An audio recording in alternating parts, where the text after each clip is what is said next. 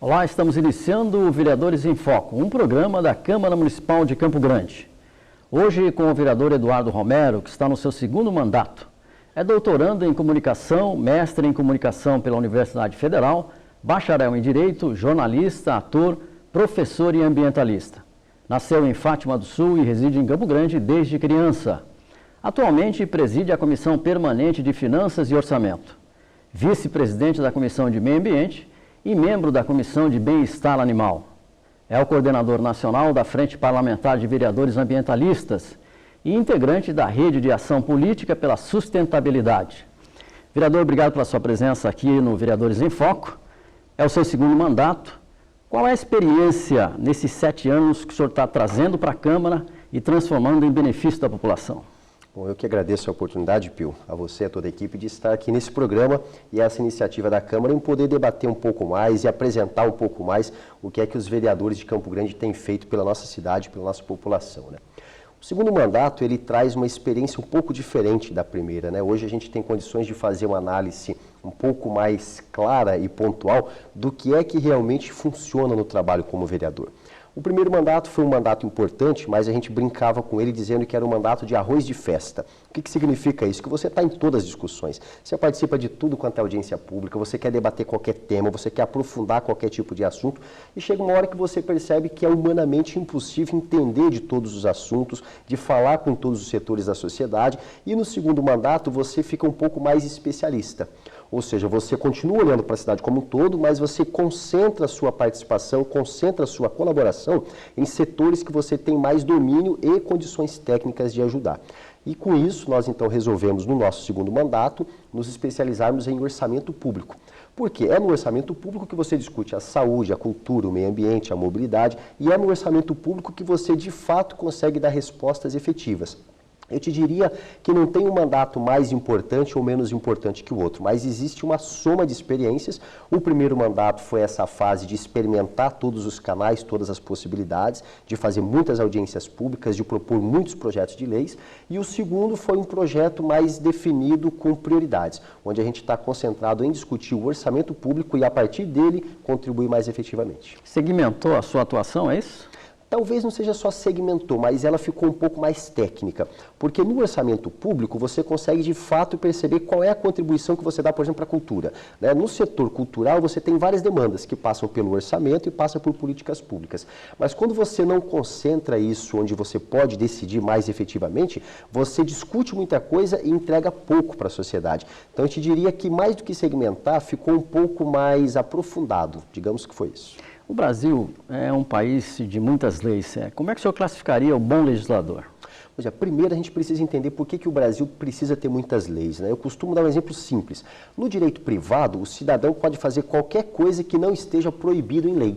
No direito público, ao contrário, o ente público, seja o município, o Estado ou a União, só pode fazer aquilo que está explícito na lei, ou seja, a lei tem que de fato trazer com todas as letras que essa ação pode ser desenvolvida. Por isso é que nós somos um país legalista. A gente precisa da legalidade, daquilo que está escrito, positivado na lei, para poder assim ser feito pelo poder público. Isso faz com que a gente tenha leis para tudo, leis para a saúde, para o meio ambiente, para a cultura, para a vida em sociedade. Então, na verdade, assim, nós dependemos dessa quantidade de leis por conta da forma que nós escolhemos para ser enquanto país. O que seria um bom legislador? Aquele que pensa as leis em sintonia com a sociedade. Porque a lei só tem um objetivo de existir, Pio. Ela não é feita para atender o legislador. Ela é feita para atender a vida em comunidade. Se não fossem as leis, não haveriam regras e não haveriam situações de direitos e deveres. E o que a lei traz é isso. Qual é o meu direito e qual é o meu dever? Como é que eu posso ir até determinado ponto sem ofender determinadas pessoas, sem comprometer o direito do outro? E o bom legislador é esse que está em sintonia com a sociedade e com essa demanda legalista. O senhor tem uma atuação muito forte no meio ambiente, isso vem desde criança. O que é que o senhor trouxe disso para a Câmara Municipal? Bom, primeiro a importância de dizer que o meio ambiente é todo o espaço de vida que nós estamos, né? Desde os anos 90 eu tenho atuado já muito cedo com a questão ambiental em Campo Grande, no Mato Grosso do Sul. Comecei militando com uma ONG ambientalista chamada ECOA, que esse ano, inclusive, está completando 30 anos de existência. E foi a partir dessa militância ambiental que eu entendi a importância de militar politicamente, de ocupar esses outros espaços, né? O que eu tenho tentado fazer enquanto legislador é discutir a questão ambiental além dos pontos de conservação. O que significa isso? Não falar para o meio ambiente só olhando o Pantanal, a Amazônia ou qualquer tipo de bioma, mas olhar para a questão ambiental pensando na sociedade como um todo. Ou seja, eu não consigo garantir saúde de qualidade se eu não tenho meio ambiente equilibrado. Eu não consigo garantir a própria economia de uma cidade se eu não tenho meio ambiente equilibrado. Então, quando a gente discute, por exemplo, parques lineares, quando a gente discute a questão das áreas de permeabilidade na cidade, o planejamento urbano, nós estamos discutindo toda essa temática ambiental. E o que eu trago do movimento ambiental são essas duas questões. Primeiro, dizer que meio ambiente não é só as questões naturais, mas é tudo que envolve a nossa vida. Depois, é olhar para a sociedade e dizer o seguinte: ou a gente cuida desse mundo que nós vivemos, ou a gente vai viver pouco tempo e viver em péssimas condições. A cidade de Campo Grande, quais são os principais desafios que ela enfrenta no meio ambiente? Hoje nós temos, na minha concepção, dois grandes desafios que estão assim gritantes na cidade. Um deles é a questão da drenagem urbana. Nós vivenciamos um problema onde fecha o tempo, todos os campograndenses não sabem se vão poder chegar na sua casa e tem medo, dependendo do lugar que mora, se a sua casa vai ou não ser inundada por conta da chuva. Então a drenagem urbana é um grande desafio que passa por questões ambientais muito importantes. E um outro ponto é a questão comportamental. Não existe lei, Pio, que dê certo na questão ambiental em nenhuma área se não tiver mudança de comportamento. Por exemplo, nós temos vários bairros da cidade hoje que recebem coleta seletiva de lixo, mas poucas famílias de fato aderiram a fazer a separação do material reciclável e entregar por caminhão.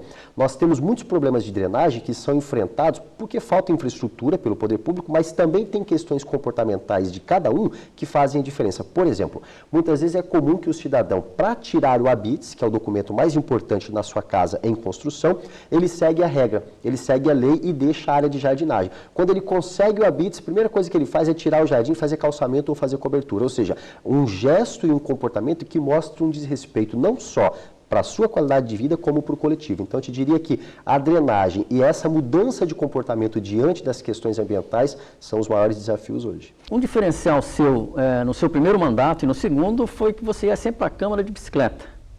Como é que está a mobilidade urbana de Campo Grande? Nós ainda fazemos essa opção de uma vez por semana de bicicleta, né, com a seguinte intenção, Pio. Não está do meu agrado, nem do agrado, acho que de quase ninguém na cidade, né? A mobilidade, que é esse direito de ir e vir, ela precisa ser sempre discutida e planejada, né? Nós temos hoje uma cidade que cresceu demais do ponto de vista de veículos. Nós temos praticamente para cada 2 habitantes um veículo na cidade e é natural que isso gere problema, né? Nós já estamos vivenciando aí problemas de congestionamento, que é uma coisa nova para Campo Grande, né? Nós vivenciamos um problema que o campograndense sempre foi acostumado a sair de qualquer ponto da cidade para qualquer lugar e chegar em 15 minutos. Hoje você não tem mais esse privilégio, dependendo do horário, você leva esse tempo para sair do seu bairro e pegar a rua principal, né?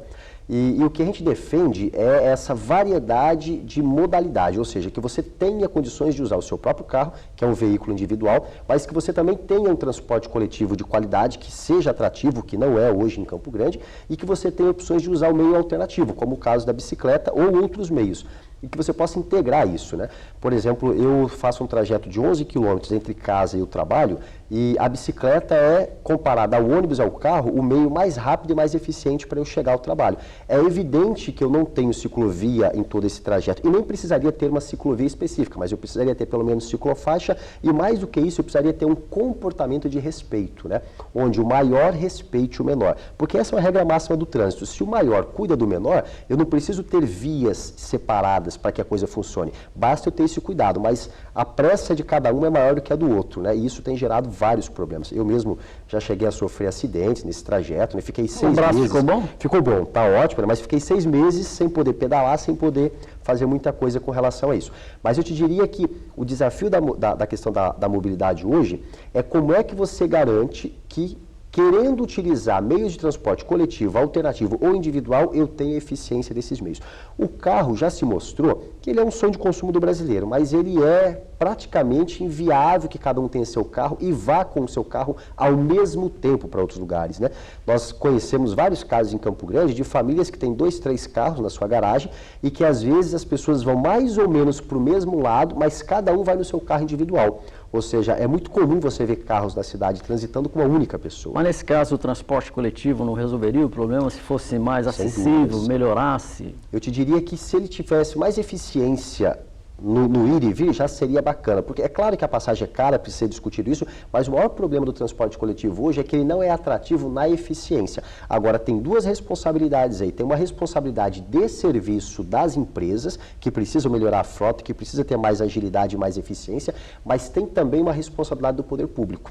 Há mais de 20 anos a gente discute em Campo Grande a necessidade de ter vias exclusivas para o transporte, e a gente não encarou esse desafio. Por que nós não encaramos? Porque a hora que você resolver fazer corredores exclusivos, você vai ter problema com estacionamento e com o dono do transporte individual. Mas a gente precisa fazer esse enfrentamento e dizer qual é a prioridade que nós queremos para a cidade. É o coletivo ou o individual? A pessoa pode utilizar o carro próprio, mas ela tem que entender que ela vai ter alguns desconfortos. Ela não vai poder mais chegar com o seu carro até a garagem que ela quer ou até a porta do estabelecimento. Que é facilidade, né? Ela vai ter que ter alguns custos aí de estacionamento e de distâncias para caminhar, né? Agora, é um desafio que tem que ser encarado. A cidade melhorou muito, nós temos mais ciclovias que foram construídas, sim, mais pessoas pedalando na cidade, mas ainda nós temos muita deficiência no conjunto de mobilidade. Pra você ter uma ideia, por exemplo, Campo Grande, pela quantidade de carro, hoje tem um programa de rádio que fala para você onde é que está o movimento maior, já te ensina por onde você vai. Dando vias alternativas, né? Exato. E não tem como ser diferente, né? Porque é isso, quem está na rua às vezes enfrenta um problema, sem contar que a gente precisa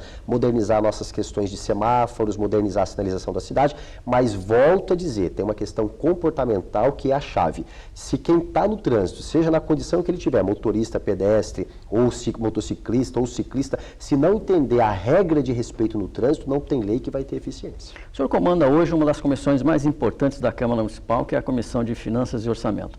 Como é que está a saúde de Campo Grande? Campo Grande tem duas características interessantes. A primeira, o campograndense é um bom pagador. Nós somos uma cidade que todas as receitas próprias, os impostos que são próprios da prefeitura, IPTU, ISS, taxas de serviços, só cresce. Em média, cresce 7 a 12% ao ano. Ou seja, nós temos uma boa resposta do campograndense com as suas obrigações.